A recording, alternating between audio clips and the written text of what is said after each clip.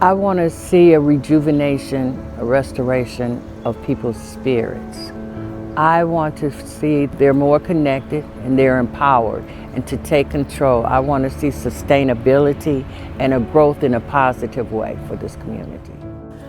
We cannot ignore the collective scars and trauma that neighborhoods across this city have and have not dealt with, whether it be from real estate development projects or poverty. Pick one. These are things that we don't deal with and we don't discuss. And I think the challenge from a community development perspective going forward is how do we deal with the collective trauma of our neighborhoods? You have the housing, you have the economic development, you have the education, you have the workforce development, you have all those things that you achieve through purpose built. And it helps kind of tie those visions together to make a stronger community at the end of the day.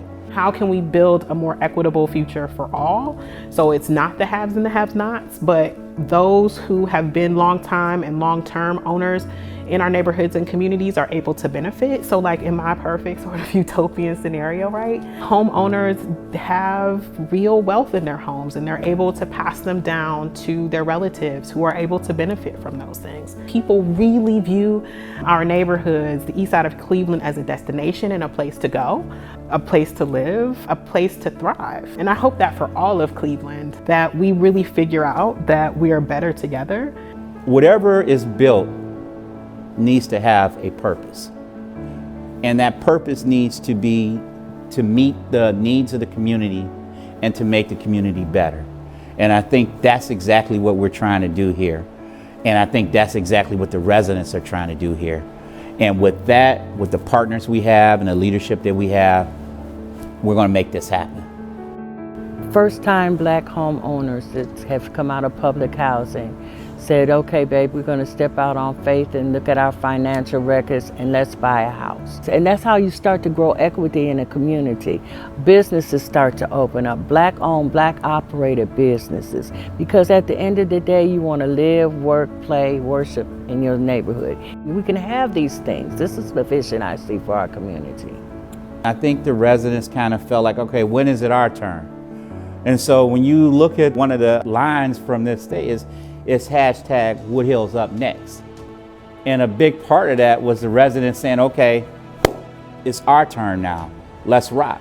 And so coming in the door, they came in with skepticism, but they came in and saying, okay, we're gonna make this happen. And it's not gonna be an excuse for us not to get this done. Anything to make a systematic change, whether it's food, whether it's housing, whether whatever it is that you want for yourself in your life, it's got to be purpose built. So I think we all win when little kids can tell anyone and everyone, guess where I'm from? I'm from Cleveland.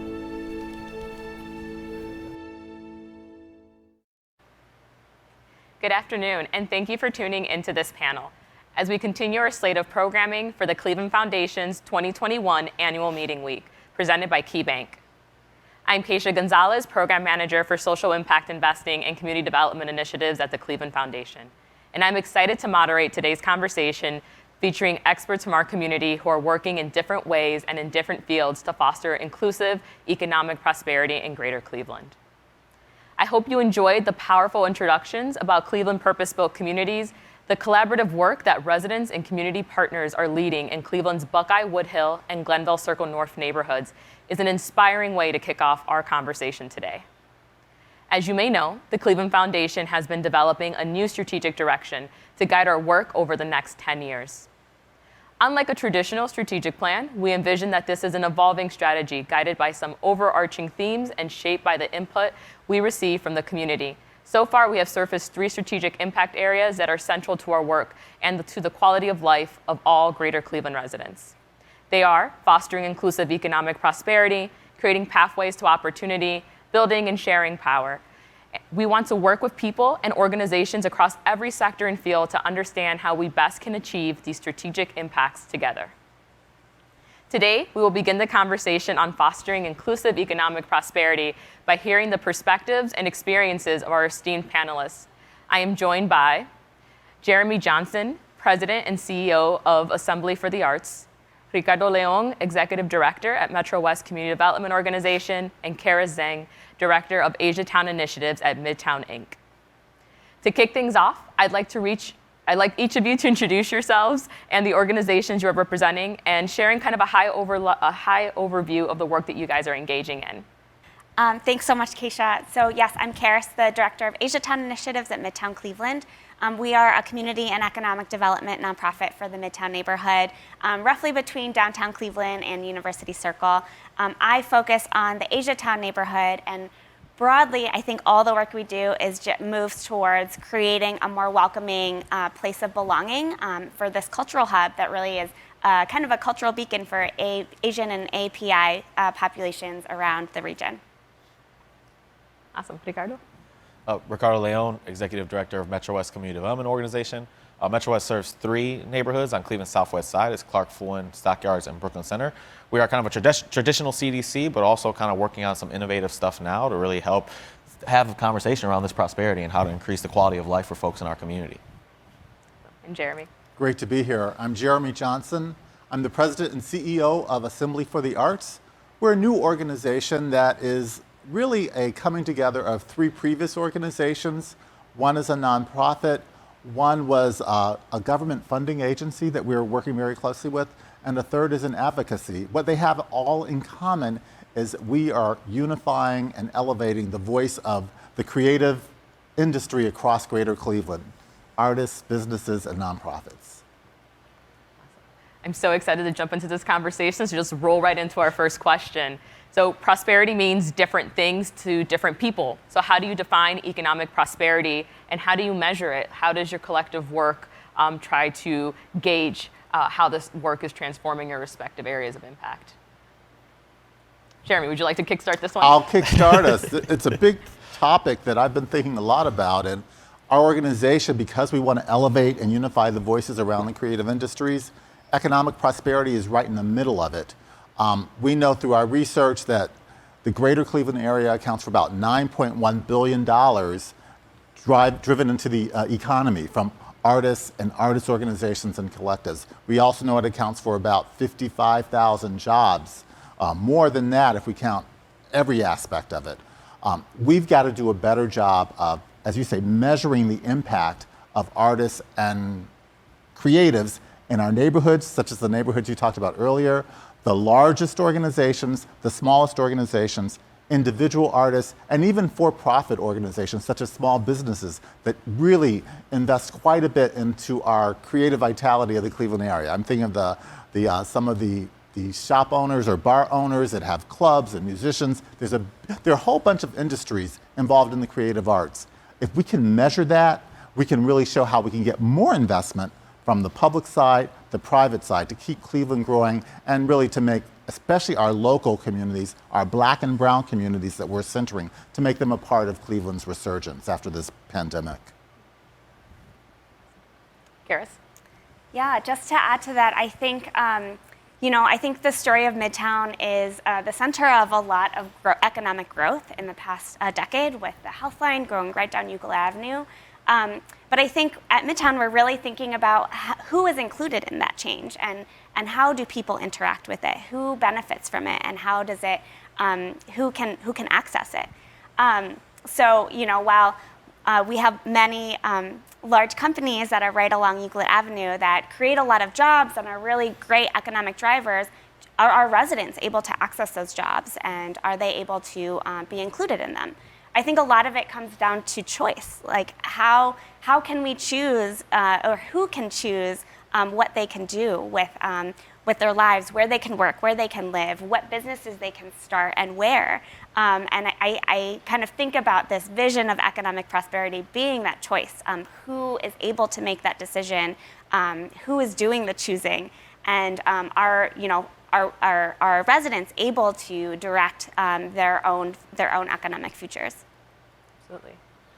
I agree wholeheartedly with what both Jeremy and Karis have said. I think the one thing I think about when we think about prosperity, particularly in the community, right? At least in the communities that Metro West serves, and other communities like it, urban core neighborhoods that have historically been overlooked, and disenfranchised. Prosperity is really things that often a lot of us take for granted, right? It's the ability to buy a home, it's the ability to start a business, to send your kids to good school, right? To feel safe letting your kids play in the street. Like that prosperity we often don't think about, right? Because in most of our communities that is accessible to us. But in those communities where it's not accessible, we need to find ways to bring resources and tools to the table that give folks the opportunity, right, to have that quality of life that they currently miss. And I think measuring that, by, access to transportation, access to green space, being able to have parks in your neighborhoods, right? Your actual life expectancy, right? When we look at zip codes in different areas, you see there's vast differences in life expectancy just based on where you live, again, because you don't have access to those quality of life metrics that other communities have. So something that I heard across your guys' response was this dynamic of what and for whom. Is really what's coming off from your guys' response around, how to define economic prosperity. Can you speak a little bit to how you are introducing the delta in of what and for whom? Jeremy, even going a little bit deeper into the conversation around smaller BIPOC arts organizations versus what we would consider our automatic go-tos when we talk about the arts. I love that question. We've had the privilege at Assembly for the Arts. We are only a few months old, let me be clear. But because we are new, we were able to assemble a board. Let's start with the board. So many of our organizations, we talk about who's at the table, who makes the decisions. Much of that comes from our board of directors. And Cleveland is full of many different organizations with very powerful boards. Well, we had the ability to create a board that was reflective across many sectors, whether that's artists, whether that's small business owners, whether that is folks from the larger institutions, but certainly folks from the nonprofit institutions, the LGBTQ community, folks in our West Ward, so it started with the creation of a board. Now, every organization can't recreate itself immediately as we did, but I think we need to look at that.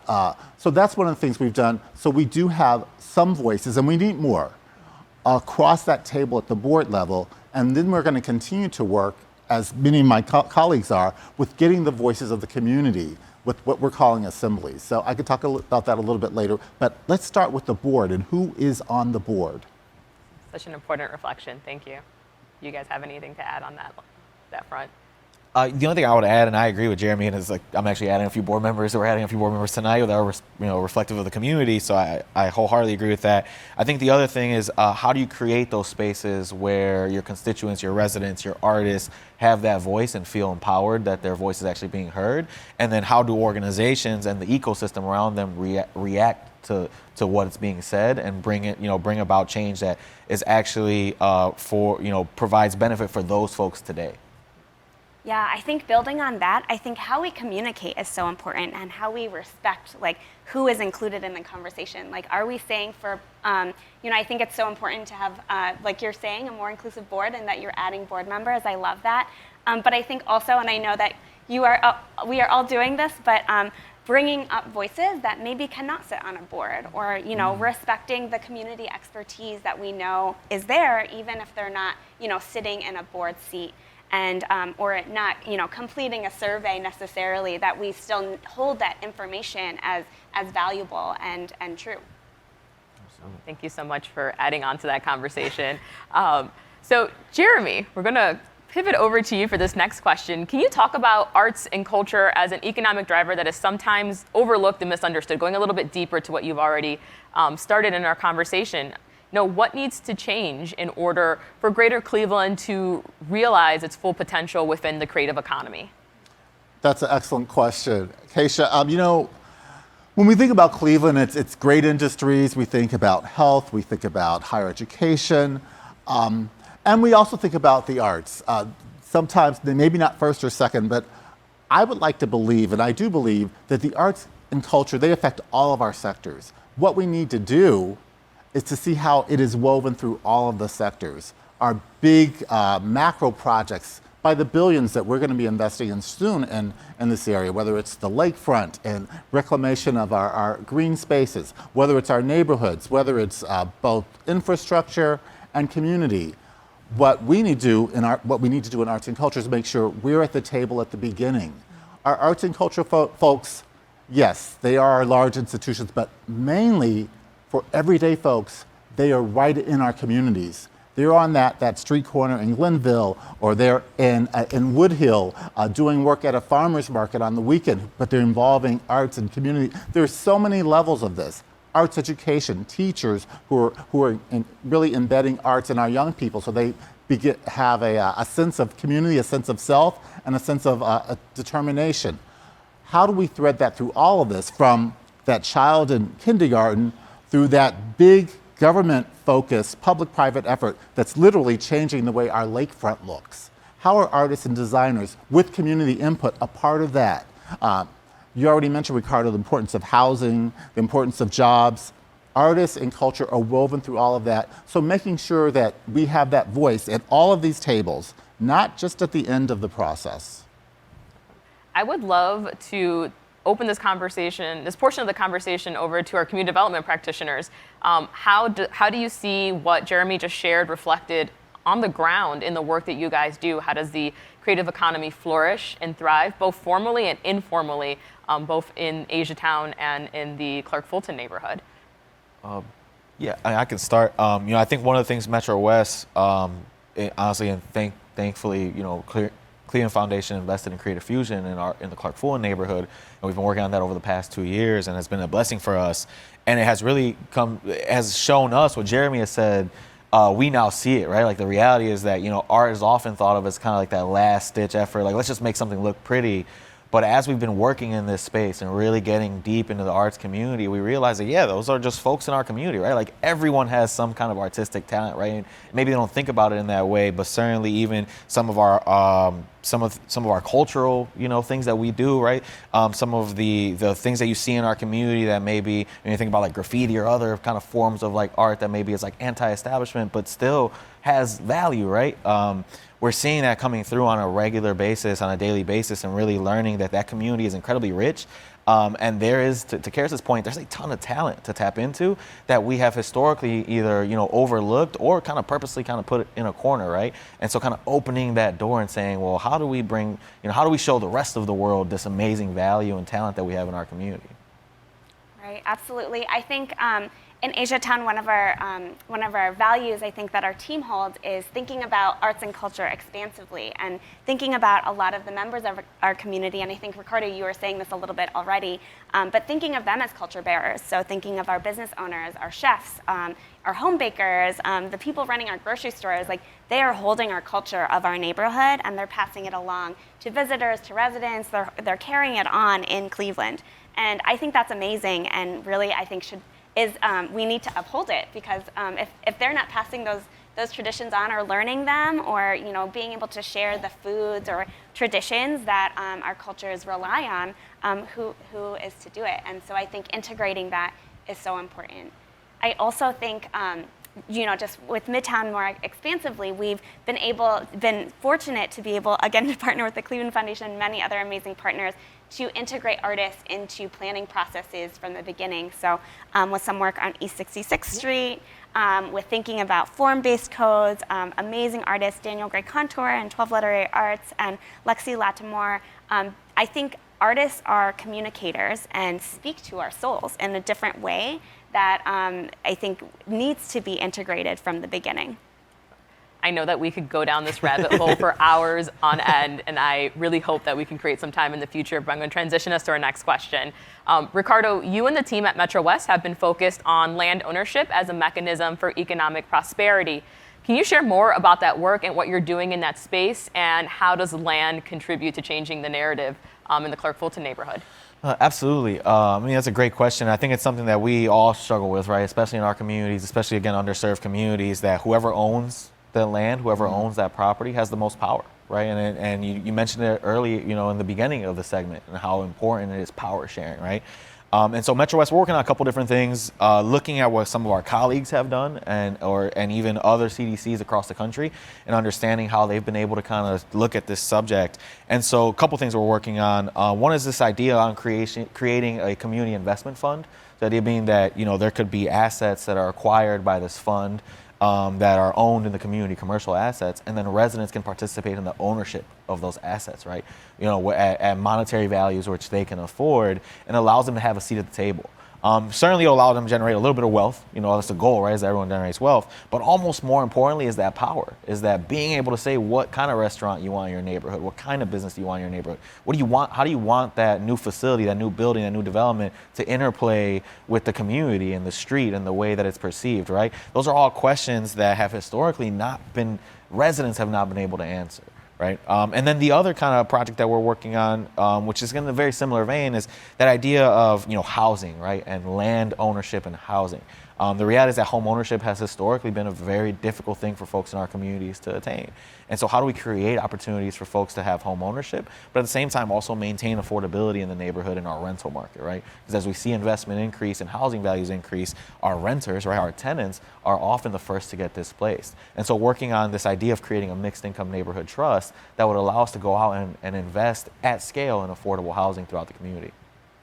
Karis mentioned earlier about the importance of being able to create an understanding of the greater community around this work. Can you share a little bit around the engagement work that you guys have been doing with residents to really allow them to understand what is this really complex body of work in community development that they have opportunities to jump into? Absolutely. I think we take every opportunity we can to engage with folks. I think the most profound bit of work of engagement that we've done, at least certainly through COVID and this year, has been the Clark Fulton Together community master planning process, right? The first ever comprehensive community master plan for the Clark Fulton neighborhood, which is also graciously being partially funded by the Cleveland Foundation. And Keisha, you've been at the table for a lot of those meetings. And it's really getting out into the community in spaces where people feel comfortable, right? That means showing up at the grocery store on Sunday. It means showing up outside of church. It goes going to the barber shops, like finding places where folks are already engaging and having these kind of difficult conversations. And I think that's kind of part of all of our work, is like taking these very academic, complex like ideas and theories and just bringing them down to a barbershop conversation, right? Just how do you have a conversation or over drinks or food, right?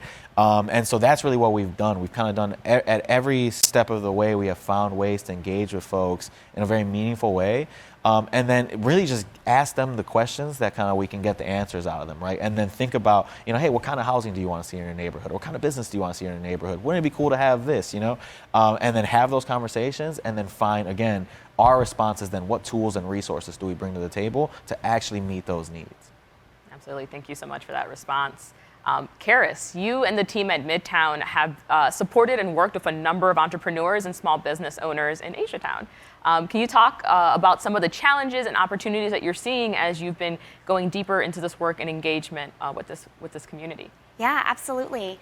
Again, in AsiaTown and a lot of our neighborhoods, our business owners are really the crux of our community. So in AsiaTown, we have over 30 Asian-owned businesses, ranging from restaurants to grocery stores and gift shops and professional services as well. When the pandemic hit, I think our team is relatively new, and so we were really scrambling. We would connect with people before by stopping in person and talking to our business owners face to face. And when businesses started to close down, we were like scrambling to find ways to communicate with them and share all the resources that were coming out and different opportunities. And so I think it's been a journey over the past 2 years, but really rich in terms of like really building relationships with our business owners. I think with a lot of the relief packages and grants and loans and different opportunities for businesses, we know language access, of course, is a huge issue. We were scrambling to translate tons and tons of applications. I know Ricardo's team also, not only the resources available, but then, okay, now they understand the program and want to apply. Can they, how do they actually apply? A lot of our technical support isn't in Chinese or Korean or Vietnamese or whatever the language they need. And so being able to, we actually partnered with other organizations across the country to be able to provide translations. We worked really intensely with our team doing translations and also with the staff at Asian Services in Action to provide that support. But then also I think there's a lot of, again, that relationship that's so critical. Beyond the language barriers, I think when you are a family-run business, your craft is your business. And so just focusing on that is so essential. And so to be able to say, take time away from that to apply for all of these programs that you may or may not understand is a lot. And so we did a lot of like stopping in and having one-on-one conversations and trying to figure out how to explain the importance of it to them and walking through and actually helping them fill out applications. And I think in that, something really rich is we got to know them super well. So I think we don't always think about the stories behind our businesses, like who is running them. Like, do we know that, to make pho it takes 2 days for the broth to simmer, and kind of the craft and practices that those business owners put into it? Or we had a business owner that, because of supply chain issues or distribution challenges during the pandemic, they were taking their day off and driving up to New York City there and back, like taking turns sleeping in the car just to get their meat products for, that they needed for their dishes. And so I think there's so many things that are integrated into these businesses that we don't see as a customer just going in and ordering something for $10, And so just being able to lift that up was really special. And then also getting to know, I think so much of our community is connected. So our businesses hire a lot of residents in the neighborhood.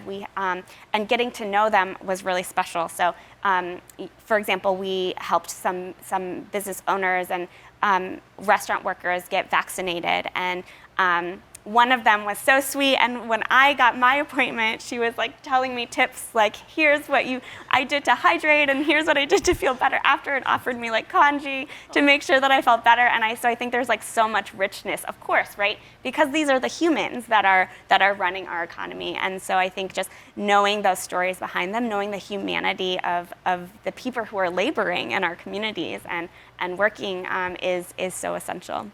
I think in this time of COVID, you guys have all had the opportunity to really understand like the sacred narrative of businesses, artists, informal entrepreneurs. What have you guys observed that needs to happen systemically to help elevate them to be resilient for the next major hurdle that might be coming and impacting our entrepreneurs, our small businesses, our economies as a whole at the community level? Like, what have you guys learned on the ground? I'll start. It's a big question. That's a good question. I love what Karis was sharing, how you were able to work with these small businesses, and Ricardo was saying how you're working with. Part of the work is this, some people call it the backbone organization that helps bring, whether they're small businesses, artists, individuals, how do we help bring them together and help them feed off each other, share with them the best practices, whether it's getting loans or grants. That's hard work. And oftentimes, that small nonprofit, that artist gallery, that small business, they're not compensated for that work. And they may not have access. They may not have the privilege to be back in those rooms. So part of our work as backbones is to make that happen. And thankfully, we have public-private investors, thank you Cleveland Foundation and others, to help us bring these folks together. This is so critical. We have to be the backbone organization, and that requires investment.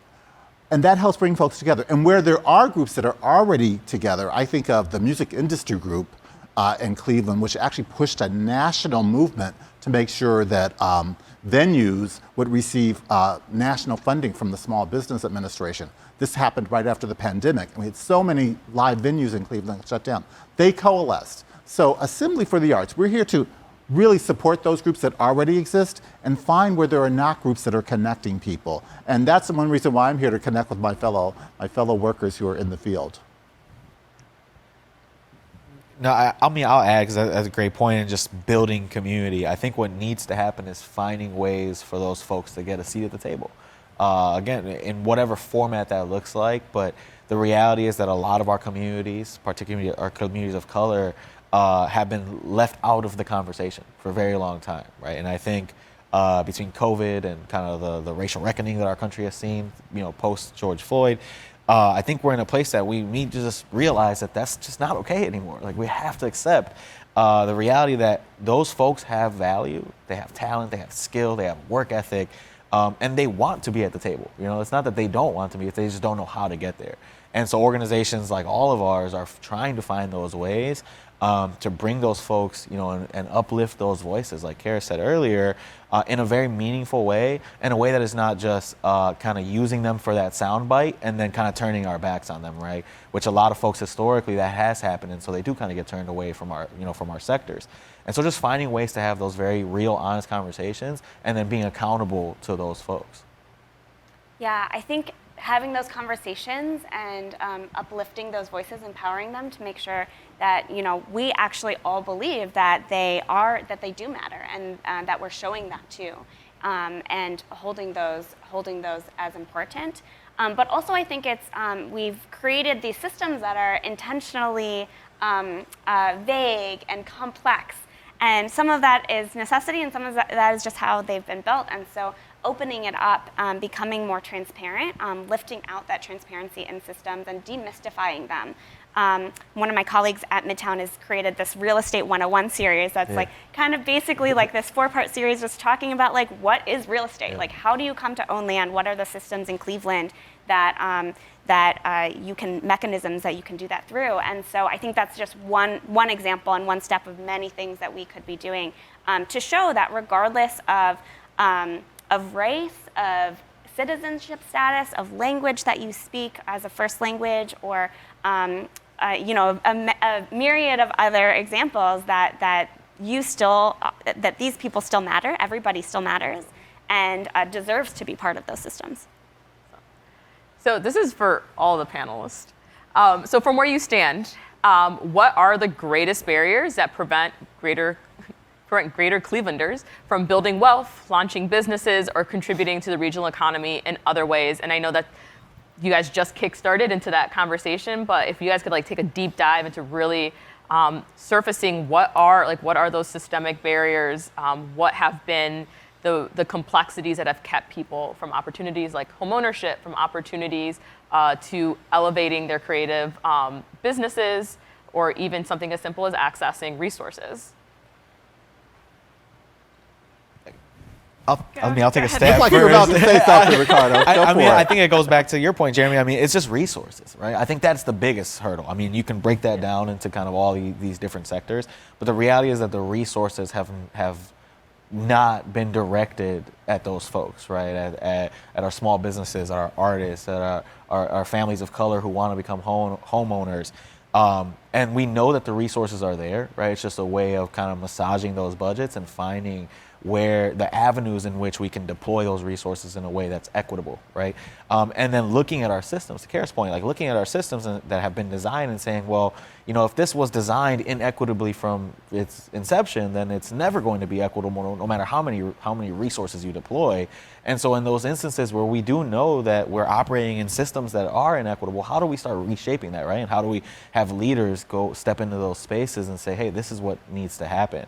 And then again, thinking about, I think the last thing I think about often is finding ways to have kind of a more polycentric approach to governance, right? Where residents and communities and artists and institutions have ways to kind of govern themselves and govern their communities and have a much larger seat at that table.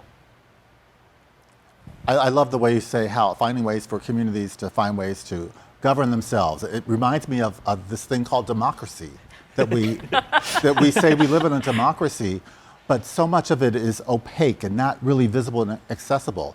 Artists can lift that up. How do we make sure that we're accessing both on the local, the county, the state and federal levels, our access to that? We have some elections coming up in our great area right now. We want to make sure that these issues are front and center. And I want to make sure for assemblies that arts and culture are front and center for our candidates to address how they're going to help lift this up. I do want to add one more tool to how do we help lift up prosperity. There's something called fiscal sponsorships that we do at Assembly for smaller groups that don't have the back office, you mentioned Karis, and we're able to provide that to small groups. They may not be incorporated, so that we could help channel funding to them from, we're like the Robin Hood, we can get funding from this larger entity and channel it to especially Black-led and Black-serving organizations. That's really a key important part for us. So the fiscal sponsorships that intermediary groups can use to help funnel and channel power to local organizations, local individuals, local residents is really important. I just wanted to add to that point, like I think, about our systems, we have to acknowledge our history. We have to acknowledge that our history has systematically and intentionally kept many Black and brown communities and other peoples of color out of I guess I'll call mainstream systems. And so that's why we have Chinatowns to begin with, right? Because they weren't allowed in other businesses, or not allowed to work, or not allowed to go to schools in other communities. That's why Euclid Avenue used to be a thriving space for Black-owned businesses and Black culture, and it has been destroyed. It's no longer there. And so I think we have to acknowledge that history, and I think, like Jeremy, you're saying, like really find ways to uplift that. I think also when we say bringing together, like creating inclusive systems now in this system where we have this history of intentionally being exclusive, we have to think about how to bridge those, or how to meld those, or how if they're governing themselves, how do we give those systems that have grown up in on their own through resilience out of necessity the same legitimacy that we do the mainstream systems as well. Absolutely. Each of you have engaged in space where you have created solutions that operate outside of the system. Could you guys share some examples, high level, on those circumstances of which the system wasn't working and you guys created solutions within your organizations or with partners and peers? Sure, I'll jump in, I guess, as well. I think a good example of this is Metro West has a history, again, serving 3 neighborhoods on Cleveland's southwest side that were ravaged by the housing crisis, right? And neighborhoods that, was almost half Latino. We serve 30,000 residents, nearly half of them Latino. It is really the densest Latino neighborhood in the state, really, and really the only Latino neighborhood in the city. We saw houses foreclosing at a crazy rate, right? Mm-hmm. I think in 2010, at the height of it, we were at 22%, vacancy rate, meaning 1 in 4 houses was vacant. And through an amalgamation of resources and collaboration, we were able to work with the county land bank and identify those houses that needed to be demolished, right? We were able to kind of schedule those for demolition. But then the houses that could be saved, we created a program where we worked with residents in our community who proved to us that they had the skill set to rehab these homes. And we sold them these homes at, literally a couple $1,000. And we're able to help those folks kind of go through the process of rehabbing those properties and bringing them back online. Through those efforts, in collaboration with the City of Cleveland, the Cuyahoga County Land Bank, and others, we were able to bring over 200 of those homes back online, more than half of them going to homeowners in the neighborhood, and nearly 90% of them being people of color, predominantly Latinx, but a little bit of everything. And so, in just one kind of small way, we were able to take this very kind of difficult situation, right, of having this massive amount of vacancy and blight in a community, and create a program that not only helped deal with that issue, but also created homeowners for the first time ever, right? Many of these folks, this is the first time they've ever had a home, and it's because they were able to come up with the $4,000 or $5,000 to buy it and the maybe $10,000 in materials to rehab it. And what we actually saw was like families coming together. So, I'd buy the house, but my cousin knows how to do electrical work, and my brother knows how to do plumbing, and we'd work together to rehab the house together, and then a year later we'd do it again. And over time, we've actually found families that have housed their entire family through this program without the need of debt, right? And so in a non-traditional way. Yeah, I think at MidTown, for AsiaTown, it's historically been split amongst a couple different CDCs, and so I think its attention has been inconsistent. And just being able to have a dedicated team that can really focus on this community that, in a sense, has been kind of erased in certain senses, and be able to uplift the neighborhood. So not only tell people this rich neighborhood is here, it exists, and here are all the treasures in it, but also to, it's also a first stop for a lot of immigrant communities, especially those who are Chinese. We have hired our first trilingual community organizer who speaks the language. They speak Mandarin and understand Cantonese, and just being able to have that language access has lifted up so much. We've talked a lot about value and narratives, but has lifted so much out of this community, connected community members together in a way that hadn't really been done before. And I think through that we've seen, with thanks to Neighborhood Connections, we've seen a number of resident initiatives come out of the past year, 4 actually, that have been resident driven, ranging from residents baking for their neighbors, like home bakers, enhancing their talents, all the way to creating a community garden in historic Chinatown to be able to beautify that neighborhood. We have a square dancing team that applied for a grant. And so I think just a lot of different cultural elements that, that have lifted up the talents of the people in our community. And just want to thank, I think when we think about our systems and policies and like how things are done, as we continued through that process, we were translating the application and someone said, you should just submit it in Chinese, see what they do. And just major props, I think, to the Cleveland Foundation Neighborhood Connection for being on board with that and accepting that and being able to carry that story in a native language that I think is told so beautifully. And such a transformative and empowering experience for residents to be able to walk in confidently and Absolutely. dictate their narrative. So we're going to transition into the area of policies, which is always a fascinating space to have a conversation in. So what policies and or systems need to change in order for our communities to realize more equitable economic prosperity? How are we really thinking about that long-term change? I think it's so important. I mean, so much of this is about lifting up the voice. There are debates going right now, even on the policy in the city of Cleveland, about public voice at city council meetings. How do we make sure those voices are heard? So obviously I'm biased towards having that public voice. And we also talk about the power of convening, the power of collaboration. I think that to realize more equitable economic prosperity, we firmly have to be at those tables and focus on the collaborations. And part of my job is to be a bridge between community, residents, those who have public and private dollars, those who are larger. I was really excited recently about a collaboration between the Julio Borges Arts Cultural Center and the Cleveland International Piano Competition.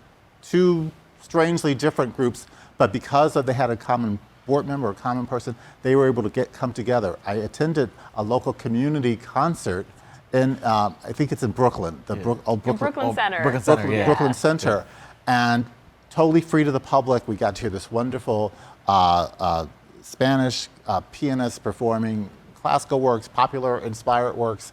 And then 2 weeks later, that person, his name was Garcia, he had two last names, won the Cleveland International Piano Competition. I first heard him in Old Brooklyn at a free concert. There was a collaboration between a community-based organization and a major cultural institution.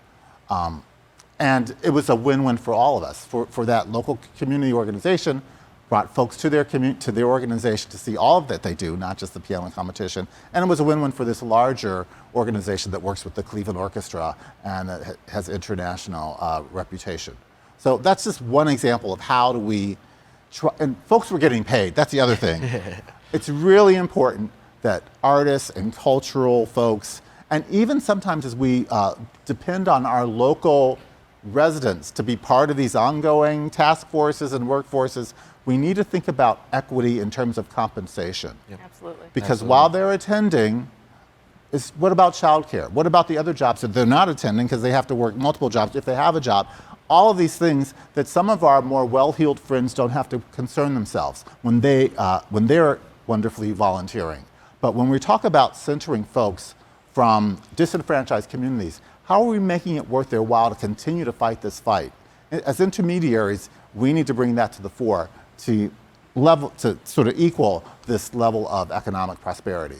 Because they're fighting the fight with us, and we need to make sure it's worth their time and there's value for them. As they share everything that they know about their communities, they themselves have tremendous equity, tremendous social capital. I see that as we work together, working down the road to make sure that all elements, all factors of Greater Cleveland's population, how do we make sure that we're valuing the time and commitment of local folks who are committed to this work with us? Absolutely. A conversation that funders are carrying back into their offices as well. Karis, Ricardo. I think to add to that, we've talked about this a little bit, but I'm going to keep emphasizing language access because I think that's so important. I think we can say we want to be equitable, but until the resources are accessible, I know in the city of Cleveland, we do have a language access plan. You can request for interpretation, but I think even that is a symbol that says you have to go another step further in order to access this information. our society often default to the language of citizenship, that citizens have rights.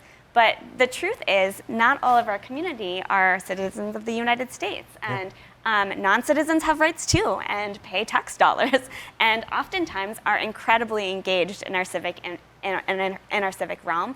And so I think language really matters. And we see sometimes in different programs that is kind of an assumption now that is ingrained in people, like, oh, I'm not a citizen, so I can't do that. And I think that's a real shame. I think we really need to pivot our language and our systems to be able to address them. What I would add, and I'd say both Jeremy and Karis are spot on in both of what they've said.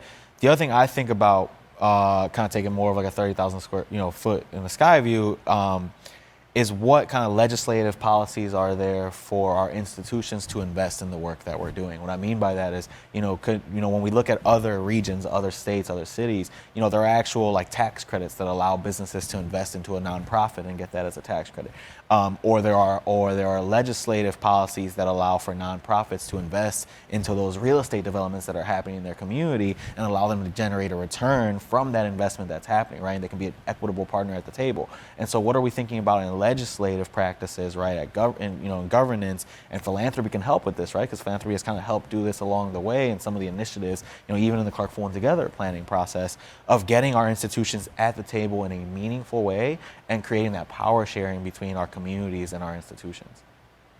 On the note of, I'd just like to add that's so important. I know in the arts, some regions, some cities have active percent for arts for public investment, for whether it's public buildings, public things, and sometimes even private. How do we research and reactivate those types of programs so that those dollars are reinvested back in the communities? So important. There's a lot of talk about taxing in Ohio, and are we overtaxed? But how are we using those taxes? Do they get reinvested back in an equitable way that lifts up and begins to, challenge this long history where folks have been disenfranchised and disinvested in? Absolutely. And in the vein of philanthropy, so to close, we want to ask you, what role can philanthropy play in fostering inclusive economic prosperity? What role do you see us playing with you all, and what role do you see us playing in the greater Cleveland area? I can start. I think we've talked a lot in this conversation about the holistic stories behind people, behind our economic systems, the humanity of people, and a lot of qualities and quality of life indicators that aren't always factored in to our market forces analysis, to the real estate pro forma, things like community gathering space. Ricardo, you're talking about park space, trees, things that impact our public health, sidewalks, things like that. And so I think those are often the first things that get cut out of necessity. Like, we still have to, make a balance sheet work. And so I think that's a huge role for philanthropy, to be able to put dollars where, maybe people aren't paying rents for necessarily, that don't tangibly have that, things that have environmental impacts, things that have health impacts, that can kind of change those levers to fill those gaps where those things that are really valuable are. I think I agree wholeheartedly, and what I would add is being thought partners, right, and practitioners.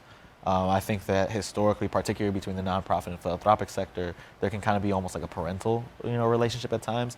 And I think we've seen, particularly with the Clark Full and Together, with Creative Fusion, that's not. It doesn't have to be that way, right? You can find innovative ways to be partners and practitioners together that ultimately gets us to a greater, impact. And I think that, as philanthropy as a whole, if we start moving in that direction, we'll start seeing much greater impact and much more equitable impact. Yeah, I know that philanthropy has been doing a lot of self-evaluation for years now, but especially after this last year and a half of the pandemic and the economic crisis and the uprising around social justice. One of my colleagues in the field, Voulay, talks about the importance of what he calls My God.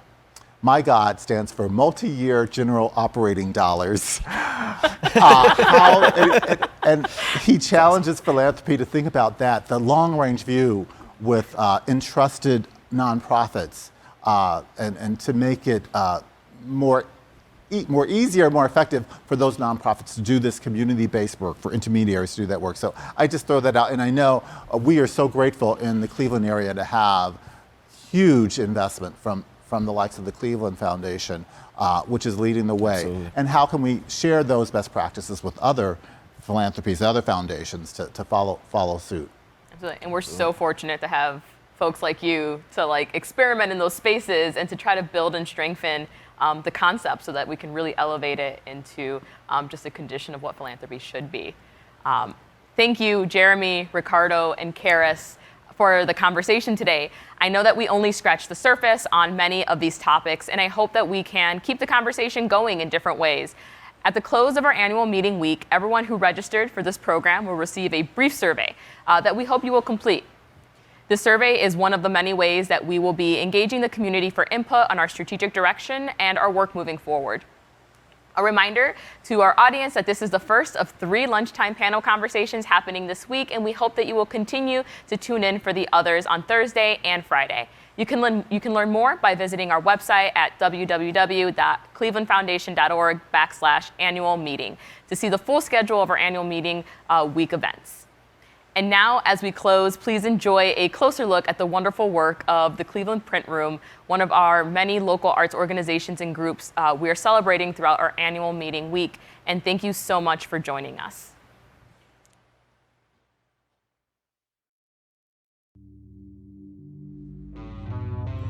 Cleveland Print Room is an arts organization created and led by artists. With photography at the center of our work, we are committed to supporting the growth and development of artists of all ages, as well as expanding the discourse around the photographic image. Artist and founder Sherry Wilkins responded to a changing photographic landscape. Her affinity for photography and her desire to ensure equitable access to analog and alternative photographic techniques, and a vision for a space in which that work could be shown, catalyzed the creation of the community darkroom, gallery, and studio space we now know as CPR. Through the Arts Mastery Initiative, the Cleveland Foundation has supported the intentional engagement and support of young artists and their making in the city of Cleveland. In 2017, I, Carrie Davis, came to the Cleveland Print Room. Since its inception, CPR has been assiduous in seeking new ways to best support artists and community members experimenting with photography. As we continue to critique and expand this work, it has been critical to investigate the model of leadership required for the future, and more importantly, right now. Sherry and I have committed to an equal partnership at the helm and adopted a plan to strategically build the capacity of the organization, to expand its reach and reevaluate its physical space. How can we do more of this work, and how can we better execute it? Artist Orlando Carballo Ortiz has joined the leadership team as Director of Education. Orlando is bringing a fresh perspective and energy to our ever-evolving programming. With a sapid and robust slate of gallery exhibitions, budding artist residencies and workshops, and continued access to photographic education, we are charging into a bright and promising future.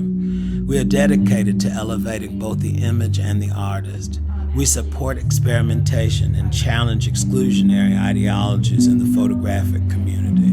We are intentional about inclusion and accessibility. In the midst of all that is uncertain in the world, this work remains essential and continues. Cleveland Print Room has committed to being an innovative and leading voice in arts and culture.